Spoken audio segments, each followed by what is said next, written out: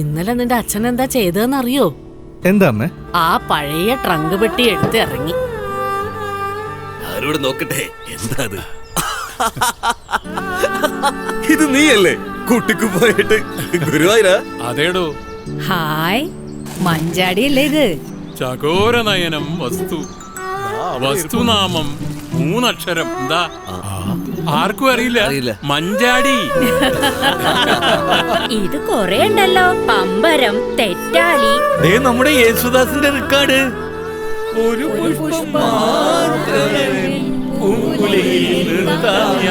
എന്താ ഇവിടെ ആകെ ബഹളാണല്ലോ. എന്നാ പിന്നെ നമുക്കൊന്ന് മാറ്റി പിടിച്ചാലോ? ഇനി നിങ്ങളുടെ ലവ് സ്റ്റോറി ആയാലോ?